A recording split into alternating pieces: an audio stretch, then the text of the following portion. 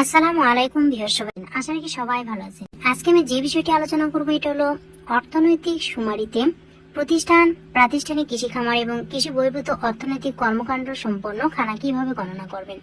আজকে আমি প্রতিষ্ঠান অর্থাৎ দোকানের ক্ষেত্রে কিভাবে করবেন এটা দেখিয়ে দেওয়ার চেষ্টা করব।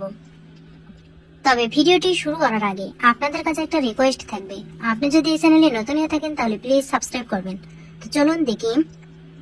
তো ভিউয়ার্স, ধরুন একটি দোকান এটা করবেন, দোকান কিন্তু অবশ্যই প্রতিষ্ঠান, তাহলে প্রতিষ্ঠানে সিলেক্ট করবেন এবং ইউনিটটি কি স্থায়ী নাকি অস্থায়ী, স্থায়ী হলে স্থায়ী দিবেন। এরপরে অর্থনৈতিক কর্মকাণ্ডের ধরন, এটা কিন্তু অবশ্যই সেবা হবে।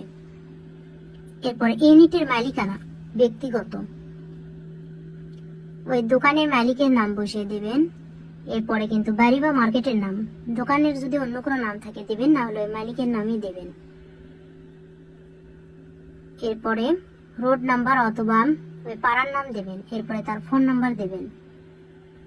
এরপরে এখানে ইউনিট প্রদানের লিঙ্গ নির্বাচন করবেন এবং তার বয়স ও শিক্ষাগত যোগ্যতা দেবেন এবং দোকানটি কত সালে চালু হয়েছে সেটা দেবেন। এটির কোথাও কোনো শাখা নেই। ইউনিটটি নিবন্ধিত কি না, না, যেহেতু দোকানটা নিবন্ধিত ছিল না এই জন্য আমি না দিয়েছি, আপনারা এটা শুনে নিয়ে দেবেন। এখানে কর্মরত মালিক বা অংশীদার, যেহেতু দোকানদার একাই বিক্রি করে, আর যদি কর্মচারী থাকে তাহলে এখানে সে অনুযায়ী কিন্তু সংখ্যা দেবেন। ওই ইউনিটে কোনো প্রতিবন্ধী জনবল নেই, তাই আমি নাই দিয়েছি। এরপর বিদেশি জনবলও নেই।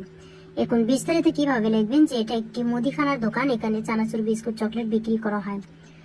তো ভিউয়ার্স, এক এক দোকানে কিন্তু এক এক রকম পণ্য বিক্রি করা হয়, সেভাবেই কিন্তু আপনারা দেবেন।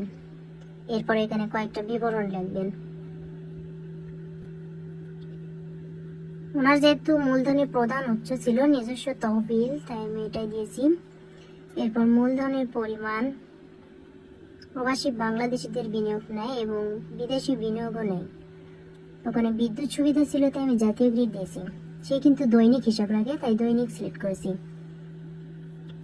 সে যেহেতু একাই দোকানদারি করে, তাই ক্ষেত্রে মজুরি কাউকে প্রদান করে না, তাই প্রযোজ্য নয় হবে।